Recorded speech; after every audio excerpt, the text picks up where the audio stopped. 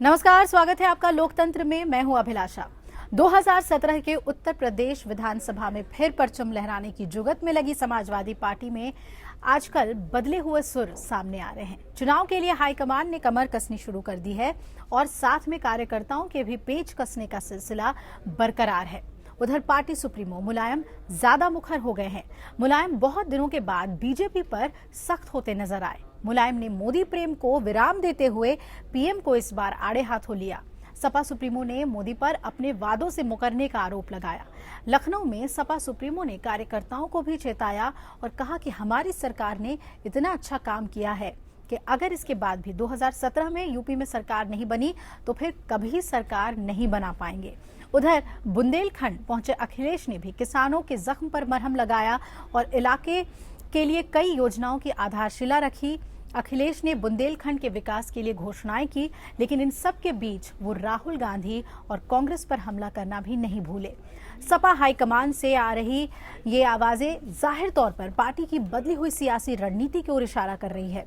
Sapa BJP और कांग्रेस दोनों से राजनीतिक दूरी बना रही है और सियासी दुश्मनों से दूरी बनाना एक सोची समझी राजनीति मानी जाती है, जिससे जनता को सही संदेश जाए।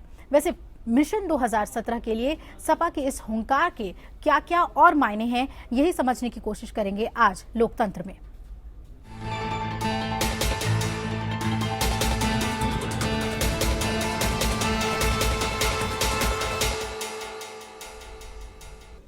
तो मिशन 2017 की स्ट्रैटेजी तय करने में जुटे मुलायम ने बीजेपी के खिलाफ तल्ख तेवर दिखाने शुरू कर दिए हैं। कल तक मोदी पर सॉफ्ट रहने वाले मुलायम ने मोदी के खिलाफ अब सीधे हमले किए हैं और वादा खिलाफी का आरोप लगाया है।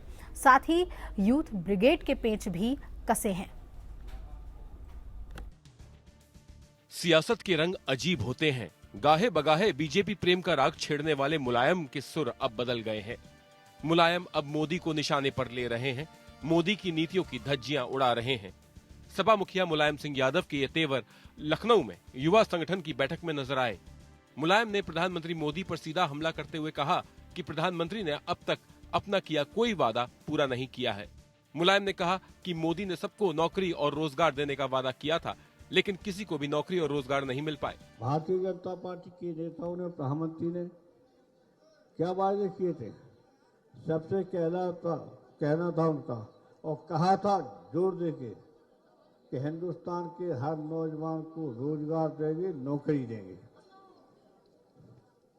और नई नौकरी दे आए तो उन्होंने हमारी नकल करने की कोशिश की हम सबको। बदले हुए तेवर सिर्फ मुलायम के ही नहीं दिख रहे थे, अखिलेश यादव भी सख्त सियासी मूड में थे। बुंदेलखंड पहुंचकर सीएम अखिलेश ने कांग्रेस को आड़े हाथों लिया और पूछा कि जो लोग बुंदेलखंड की हालात पर सवाल उठाते हैं, पहले वो अपनी तरफ से जवाब दें। इशारा साफ तौर पर राहुल गांधी के ऊपर था, जिन्होंने पिछले दिनों बुंदेलखंड में महोबा का दौरा किया था और अखिलेश से यहाँ बदहाली का हिसाब मांगा था। हमसे तो मदद पूछ रहे हो, जरा और लोग घूम के गए वो क्या देखेंगे, या और जो सरकारें वो कितनी मदद कर रही हैं, इस पे भी आप लोग विचार करना। सपा सुप्रीमो ने यह भी कहा है कि अगर इतना काम करने के बावजूद 2017 में भी सरकार नहीं बना पाए तो सरकार बनाना बेहद मुश्किल हो जाएगा। जाहिर है कि सारी बयानबाजी मिशन 2017 फतह करने की कवायद में है।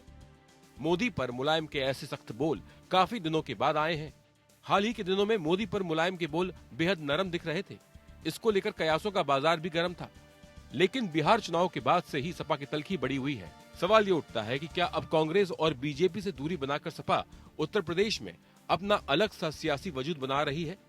पिछले दिनों राम मंदिर और अखिलेश सरकार के मंत्रियों पर दिए गए मुलायम के बयान से यही लग रहा है कि वोट बैंकों को रिझाने के साथ साथ पार्टी को एकजुट और अनुशासित करने की मुहिम पुरजोर है।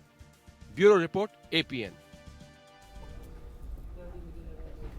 तो जाहिर है इस रिपोर्ट को देखने के बाद आप समझ गए होंगे कि सपा की स्ट्रैटेजी है, रणनीति है कि अब कांग्रेस और बीजेपी के ऊपर हमलावर रहना है। आने वाले चुनाव के मद्देनजर ही ये रणनीति अपनाई जा रही है। चाहे मुलायम सिंह यादव की बात करें या फिर मुख्यमंत्री अखिलेश यादव की, दोनों ही इस वक्त पूरी तरह से जो लक्ष्य है वो अपना 2017 चुनाव को ही लक्ष्य के तौर पर देख रहे हैं और उसी हिसाब से इनकी बातें भी सामने आ रही हैं। लेकिन इसका फायदा कितना होगा ये अहम है। हमारे साथ खास मेहमान जुड़ रहे हैं इस पर चर्चा के लिए। आईपी सिंह बीजेपी के प्रवक्ता हमारे साथ जुड़ रहे हैं लखनऊ स्टूडियो से, साथ ही वरिष्ठ पत्रकार गोविंद पंत राजू हमारे साथ जुड़ गए हैं। कुछ और खास मेहमान थोड़ी देर में हमारे साथ जुड़ेंगे।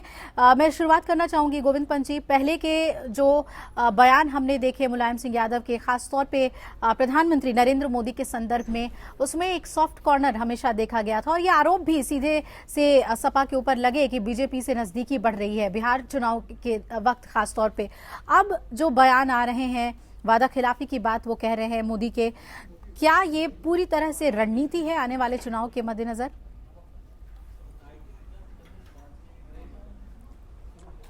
अब देखिए अभिलाषा, ये रणनीति तो है ही और एक तरह से जो व्यवहारिक राजनीति है उसका भी तकाजा है। उत्तर प्रदेश में समाजवादी पार्टी की सरकार है, केंद्र में बीजेपी की सरकार है और उत्तर प्रदेश को जो कुछ भी मिलना है उसमें केंद्र की तरफ से जो मदद है वो बहुत बड़ा हिस्सा उसमें होता है। मुलायम सिंह यादव कई मौकों पर अपने कार्यकर्ताओं से, यहाँ तक कि मुख्यमंत्री की उपस्थिति तक में उन्होंने एक बार बुंदेलखंड के ही कुछ योजनाओं के लिए, सूखे से संबंधित कुछ कार्यक्रमों के लिए मुख्यमंत्री को डांट लगाई थी और कहा था कि ऐसे पत्र भेज देने से काम नहीं होता है, चिट्ठियां मुझे दो, मैं बात करूंगा। तो कहीं न कहीं व्यवहारिक राजनीति है कि केंद्र की सरकार के साथ संतुलन बना के रखना चाहिए और यही अब तक समाजवादी पार्टी की उत्तर प्रदेश की सरकार और समाजवादी पार्टी के सबसे बड़े नेता मुलायम सिंह यादव यही करते रहे हैं। लेकिन उत्तर प्रदेश में विधानसभा का चुनाव अब सामने है और ऐसे में केंद्र सरकार से दोस्ती तो होनी चाहिए, लेकिन राजनीतिक तौर पर बीजेपी से दूरी साफ साफ दिखनी चाहिए, तभी समाजवादी पार्टी अपने जो मतदाता हैं उनको अपने पाले में खींच सकेगी। और इसलिए मुलायम सिंह यादव अब जिस तरह से जो बातें कर रहे हैं वो बातें बिल्कुल एक जो राजनीतिक हथियार के तौर पर अपने संबोधन को जो इस्तेमाल करने का तरीका है उस तरीके के तहत कर रहे हैं। तो मुझे लगता है कि अब तक जो वो कर रहे थे वो व्यवहारिक राजनीति का तकाजा था और अब जिस तरह से पैतरा समाजवादी पार्टी ने बदला है वो जो चुनावी राजनीति है उसका हिस्सा है। बिल्कुल, दोनों ही वक्त में एक परिपक्व नेता के तौर पर एक लंबा अनुभव भारतीय राजनीति में रहा है और उस हिसाब से ही उन्होंने अपनी बातें सामने रखी है।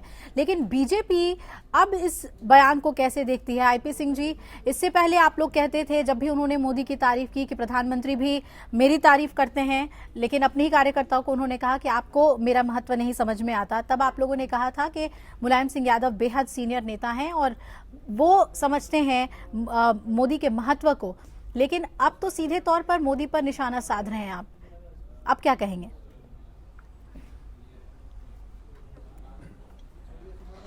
अभिलाषा, निश्चित रूप से ढाई दशक बीत गए और 2.5 दशक बाद आपने देखा कि अभी 2 दिन पहले श्री मुलायम सिंह जी ने कहा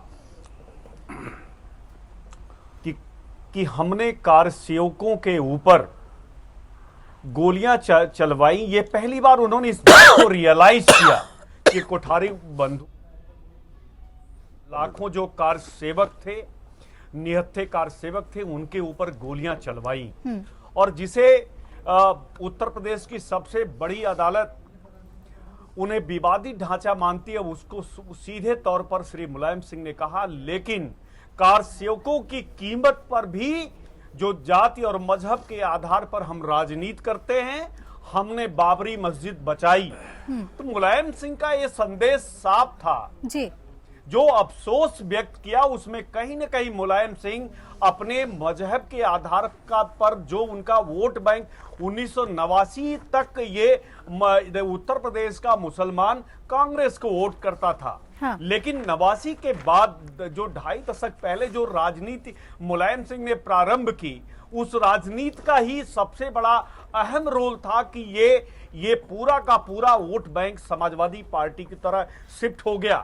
तो चुनावी वर्ष है, मुलायम सिंह जी को साफ साफ दिखाई देता है क्योंकि कानून व्यवस्था को लेकर कानून व्यवस्था ध्वस्त है, उत्तर प्रदेश जल रहा है, जंगल राज है, बहन बेटियों की इज्जत सुरक्षित नहीं है, 8 घंटे से ज्यादा बिजली नहीं आती है और मंत्री सीधे श्री मुलायम सिंह जी ने अपने मंत्रियों के ऊपर आरोप लगाया जी जी कि हमारे मंत्री पैसा कमाने में लगे हुए हैं, चाहे खनन का मामला हो या अन्य। तो मुलायम सिंह कहीं न कहीं फेस सेविंग कर रहे थे और उसी संदर्भ में जब उन्होंने मानी प्रधानमंत्री जी का जिक्र किया जी तो मैं ये बताना चाहता हूं, अगर मुझे 1 मिनट का और वक्त आप देंगी तो मैं बोलूं, नहीं तो नेक्स्ट राउंड में अपनी बात बिल्कुल बिल्कुल, क्योंकि शाहिद जी हमारे साथ जुड़ गए हैं। जो आपने बातें कही हैं उस पर शाहिद जी अगर आप सुन पा रहे हो जो बातें आईपी सिंह जी ने कही है।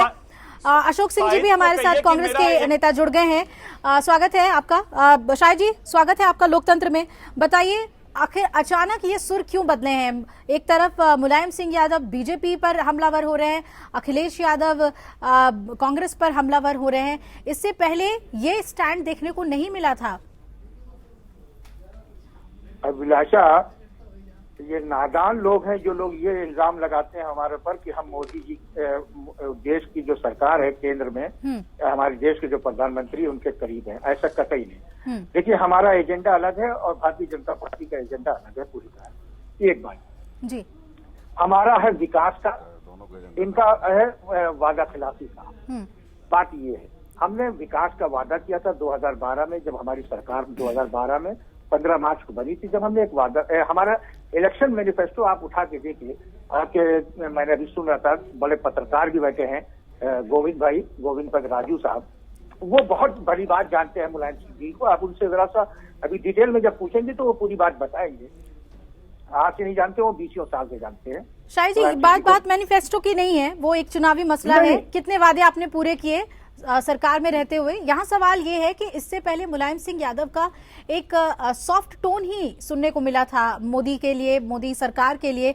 उन्होंने कहा था कि प्रधानमंत्री मोदी मेरी अहमियत को समझते हैं, अपने ही कार्यकर्ताओं से उन्होंने कहा था, लेकिन आप लोग ये बात नहीं समझते। लेकिन अब ये कहा जा रहा है कि वादा खिलाफी कर रहे हैं। कई ऐसे मसले रहे हैं जिसमें केंद्र के खिलाफ वो मुखर होकर बोल सकते थे, लेकिन पहले इतने मुखर नहीं थे। अभिलाषा जी, वो परिप्रेक्ष्य क्या था जिस परिप्रेक्ष्य में हमारे राष्ट्रीय अध्यक्ष ने बात कही थी, उस परिप्रेक्ष्य को समझने की जरूरत है। तो क्या वो परिप्रेक्ष्य बिहार चुनाव था? नहीं, उन्होंने पार्लियामेंट चलने के ऊपर प्रधानमंत्री जी ने जो बात कही थी, पार्लियामेंट न जो चल रही थी उस पर कमेंट किया था, तो उसकी बात करी थी। बात यहाँ ये हो रही है। देखिए, मैं बात दूसरी, आपका सवाल नहीं आ रहा है अभिलाषा जी। अभिलाषा जी जी जी बिल्कुल, हम सुन रहे हैं, आप कंटिन्यू करें सर। मैं जो कहता हूँ, देखिए, बहुत अहम बात यह है कि हमारी सरकार ने जो वादे किए थे, और हमारा देखिए समाजवादी पार्टी का जन्म ही हुआ है सांप्रदायिकता के खिलाफ। सबसे अहम बात ये है, और हम कभी भी सांप्रदायिक शक्तियों के साथ खड़े नहीं हो सकते। मैंने पहले भी कहा कि नादान लोग हैं वो जो हमारे पर इस तरह का इल्जाम आयद करते हैं। शाहिद जी, नादान लोग हैं। शाहिद जी, अगर आप कह रहे हैं कि सांप्रदायिकता के खिलाफ लड़ना और बोलना हमारी पार्टी का सबसे पहला धर्म है, नहीं, तो जन्म हुआ है हमारी समाजवादी पार्टी का। चलिए सांप्रदायिकता के खिलाफ, हम मान लेते हैं, लेकिन दादरी कांड के वक्त इतने मुखर क्यों नहीं थे नेताजी, इतने मुखर क्यों नहीं थे सीएम? उस वक्त सिर्फ और सिर्फ यही बात की जा रही थी कि कानून के हिसाब से राज्य में शांति बहाल करने के लिए हर वो कदम उठाए जाएंगे, लेकिन कौन लोग इसके लिए जिम्मेदार हैं उस पर कुछ नहीं कहा जा रहा था। सीधे तौर पर तमाम राजनीतिक पार्टियां मोदी सरकार को जिम्मेदार बता रही थी, लेकिन तब भी मुलायम सिंह यादव खुलकर या मुखर होकर उन्होंने नाम नहीं लिया मोदी सरकार का। नहीं, थोड़ा सा अभिलाषा जी मैं बताऊं, आपको याद होगा दादरी कांड इस देश की जो गरिमा पे ठेस लगी है वो दादरी कांड से लगी। और दादरी कांड में जो लोग और जिस राजनीतिक दल के लोग शामिल थे, पूरे देश ने जाना, पूरे देश ने जाना इस बात को कि कौन लोग उसमें शामिल हैं। इस पार्टी के नेता के पुत्र शामिल हैं। बात यहाँ ये, मैं क्या कह रहा हूँ कि जो उत्तर प्रदेश में एक डेवलपमेंट की जो वेव है, जो लहर है, उसको ये लेवल करने का प्रयास धार्मिक उन्माद फैलाकर ये रोकना चाहते हैं। मगर उत्तर प्रदेश की जनता अब ये धार्मिक उन्माद में किसी तरह नहीं आएगी। उत्तर प्रदेश की जनता अपने आप को विकास के साथ जोड़ना चाहती है और विकास के साथ चल रही है। और वो चाहती है कि उसके परिवार के लोग एक सवाल आपसे और पूछूंगी मैं, लेकिन आपकी इस बात पर रिएक्शन ले लूं। हमारे साथ अशोक सिंह जी भी जुड़े हुए हैं। अशोक जी, आपसे मैं जानना चाहूंगी, तमाम राजनीतिक पार्टियां जिस वक्त दादरी कांड के वक्त मोदी सरकार को, सेंटर को इसके लिए आरोप लगा रही थी, आपकी पार्टी भी उसमें शामिल थी, लेकिन क्या उस वक्त सपा की तरफ से ऐसे बयान आए थे? करेक्ट कीजिए मुझे अगर ऐसा हुआ था तो, जैसा कि शाहिद जी कह रहे हैं। अभिलाषा बड़ा सवाल उठता है। 25 साल के बाद अचानक रूहानी लगाव क्यों नजर आ रहा है? 2.5 दशक के बाद मुलायम सिंह जी देश के बड़े नेता हैं, हम उनका सम्मान करते हैं। ये अचानक रूहानी लगाव नहीं हुआ है। 2014 के आम जब चुनाव हो रहे थे जी, तो देश के प्रधानमंत्री आदरणीय मोदी जी घूम घूम कर कह रहे थे, नेताजी 56 इंच का सीना चाहिए उत्तर प्रदेश के विकास के लिए। आज उत्तर प्रदेश जल रहा है। आईपी सिंह जी ने अभी कहा कानून व्यवस्था की स्थिति खराब है। लखनऊ में तीन दौरे उत्तर प्रदेश में प्रधान। अरे सुन लीजिए शाहिद भाई, शाहिद साहब सुन लीजिए, शाहिद साहब सुन लीजिए, आप शाहिद साहब सुन लीजिए। आप ज्ञान मत दिया करिए, ज्ञान देना बंद करिए, ज्ञान देना बंद करिए। जो बोल रहे हैं वो सुनिए, ज्ञान देना बंद करिए। अरे पहले हम भी छात्र नेता रहे, हमें मालूम है। जो हम कह रहे हैं वो सुन लीजिएगा। बीच में नहीं बोलता हूं। मैं ये कह रहा नहीं, बोले तो सुनिए ना। क्या बोलना है? अचानक ये रूहानी लगाव क्यों है? देश के प्रधानमंत्री को एक बार टिप्पणी नहीं की गई है सरकार बनने के बाद। आज उत्तर प्रदेश अगर जल रहा है, आईपी सिंह कह रहे हैं कि उत्तर प्रदेश जल रहा है, उत्तर प्रदेश के भारतीय जनता पार्टी के तमाम नेता कह रहे हैं, अचानक ये बात क्यों आती है? और मुजफ्फरनगर का जब दंगा हुआ था तो आदरणीय मुलायम सिंह यादव जी ने कहा था कि कड़ी कार्रवाई होगी। आज तक कितने नेताओं के खिलाफ कार्रवाई की है? और कहीं ना कहीं जो नूरा कुश्ती नजर आ रही है कि तू मेरी ना कहे मैं तेरी ना कहूं। शाहिद साहब, उत्तर प्रदेश में जो लगातार घटनाएं हो रही हैं वो जिम्मेदारी किसकी है? ये अचानक क्यों 25 साल के 2.5 दशक के बाद याद आ गई? एक मन की बात याद कर रहा है और 2.5 दशक के बाद देश के पूर्व रक्षा मंत्री याद कर रहे हैं। जी चलिए अशोक जी, शाहिद जी की बात सुन लेते हैं। शाहिद जी वो जी कह रहे हैं कि श्रेय दिया है आपने बीजेपी को। शाहिद जी, कांग्रेस के तरफ से अशोक जी का कहना है कि आप लोगों ने शह दिया है बीजेपी को। अब चुनाव नजदीक आ गई है, इस वजह से आप अब बीजेपी को आप निशाने पर ले रहे हैं, लेकिन उससे पहले आपने शह दिया है। देखिए अभिलाषा जी, एक भारतीय जनता पार्टी है, डूबा हुआ जहाज है, और एक डूबता हुआ जहाज है, एक डूबा हुआ जहाज है। इनके बारे में मैंने क्या कहा कि उत्तर प्रदेश में जो विकास की धारा है, ये आपका फ्रस्ट्रेशन है शाहिद भाई। नहीं, आप आईटी भाई रुक जाइए, कितने बार सामने आने वाले, धैर्य रखिए थोड़ा सा। और हाँ मैं भाई देखिए, आप मैं क्या कर रहा हूँ, आप हमारे दोस्त हैं, अच्छी बात है, मगर आपकी पार्टी के ऊपर जो कमेंट है पूरा आपका घोषणा पत्र आपको याद दिला दूं। आपके घोषणा पत्र में श्री मुलायम सिंह ने स्पष्ट तौर से कहा था कि जो स्मारक घोटाला हुआ है, जो जिसमें नौकरशाही लिप्त है, जिसमें टेक्नोक्रेट लिप्त है, इनके खिलाफ सख्त कार्रवाई की जाएगी। 3 महीने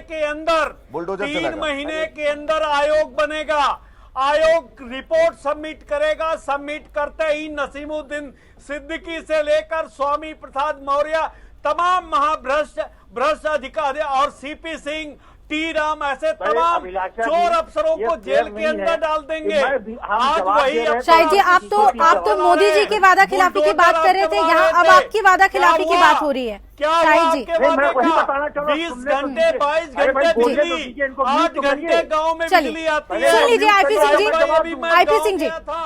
आईपी सिंह जी, आप लोगों ने कहा कि वादा खिलाफी की है सपा सरकार ने, सफाई सुनिए उनकी। जी बोलिए शाहिद जी। की इज्जत सुरक्षित नहीं है। मैं क्या कह रहा हूँ कि थोड़ा सा मेरे आरोप, मैंने तेरी बात पूरी होने दीजिए, लेकिन मैं बीच में किसी को इंटरप्ट नहीं करता हूँ, ये मेरी तहजीब में नहीं आता।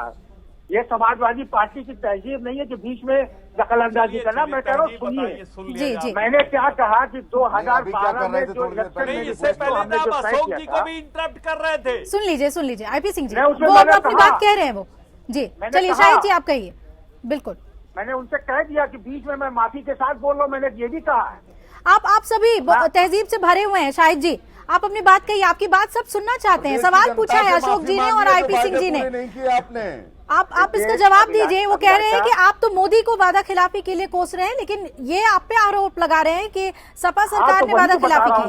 जी देखिए, 2012 के इलेक्शन मैनिफेस्टो को अगर आपके पास रखा हो तो मंगवा लीजिए और भारतीय जनता पार्टी और कांग्रेस दोनों को बता दीजिए। अरे मुझसे पूछे, पूरा याद है, मैं आपको जवाब देता हूँ। अरे आपको कौन आपका घोषणा पत्र मुझे भी मालूम है, बताइए। आप लोग तो सिर्फ जुमलेबाज हैं, आप कहाँ याद रखते हैं?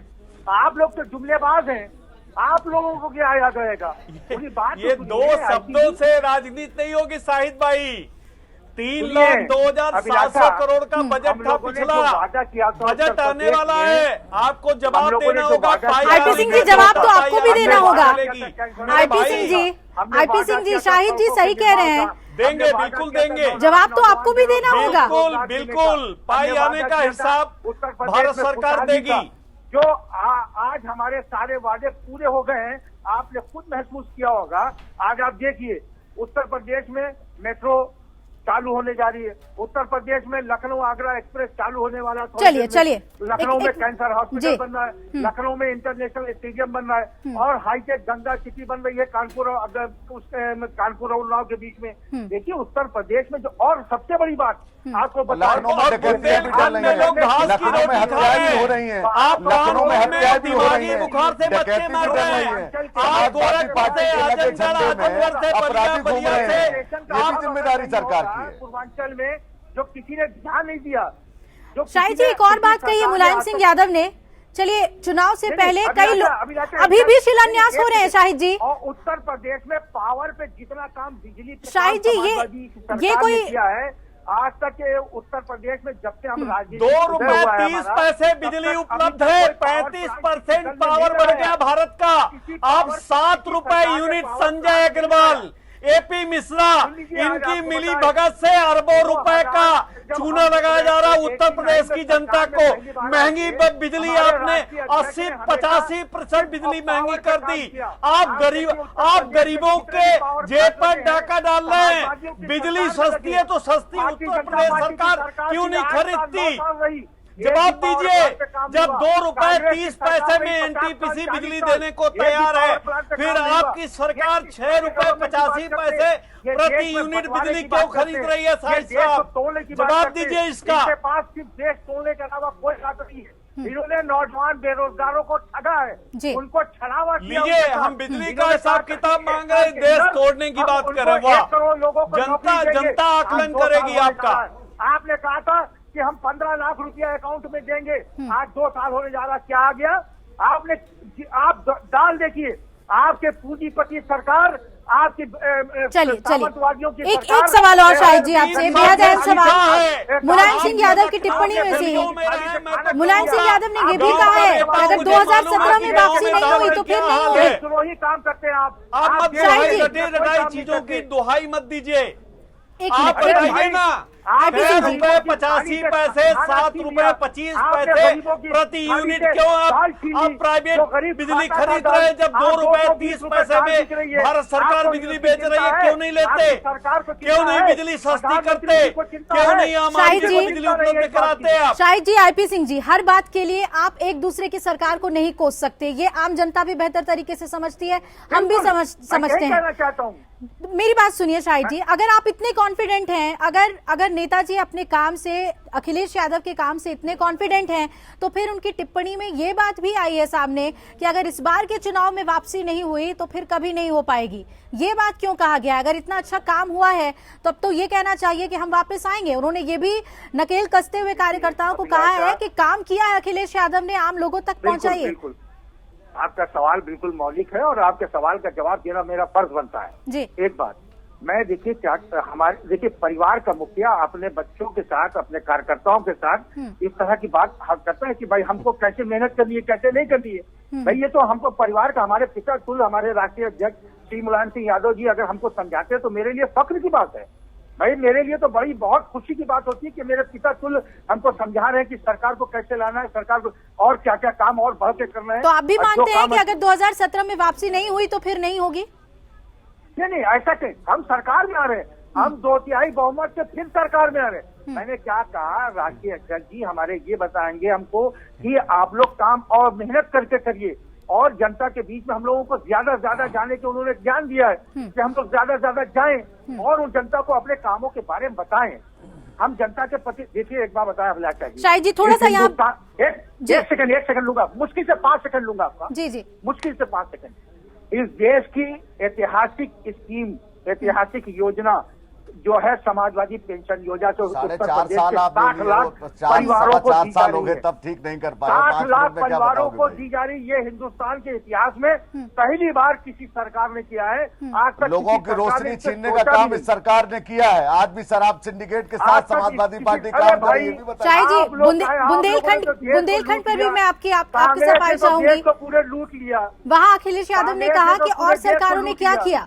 अगर जिस देखिए, वक्त केंद्र में कांग्रेस थी और तब की सरकार को आपने अभिलाषा एक जिम्मेदार सवाल का ठहराया है। जवाब जरा साहिद से पूछ लिया जाए। अभिलाषा जी एक सवाल साहिद से आपके माध्यम से पूछ लूं मैं। जी पूछें। साहिद साहब एक जवाब दे दीजिएगा, 2012 के बाद सबसे ज्यादा उत्पीड़न, अगर जो रिपोर्ट आई है, सरकारी आंकड़े आए हैं, उसमें दलित और अल्पसंख्यकों के उत्पीड़न हुए हैं और सबसे ज्यादा घटनाएं अल्पसंख्यक दलित परिवारों में हुई हैं। क्या कहेंगे आप उत्तर प्रदेश सरकार के बारे में? अरे भाई कम से कम इतना तो मत क्या बताओ। सरकारी रिपोर्ट झूठी है? माना, देखिए नहीं, माना कि अरे आप बताइए ना, उत्तर प्रदेश में सबसे ज्यादा दंगे हुए हैं, समाजवादी पार्टी सरकार में हुए। अरे भाई बताइए ना, आप तो अल्पसंख्यक परिवार से आते हैं ना, धोखा दे रहे हैं आप अपने समाज को। आप सच को स्वीकार करिए ना, आप बताइए। जवाब सुन लीजिए अशोक बताइए जी। ना। अशोक जी जवाब सुन लीजिए। बताइए। जी शाहिद जी। आपके पास तो सिर्फ बात करने अलावा कांग्रेस के पास कोई बात बची नहीं। देश को पूरे लूट लिया इन लोगों ने जी। इन्होंने देश को। अरे भाई हम तो सरकारी आंकड़े बता रहे हैं जो रिपोर्ट आई है। अल्पसंख्यक के जितने दंगे हुए सबसे ज्यादा अल्पसंख्यक उत्पीड़न हुआ है।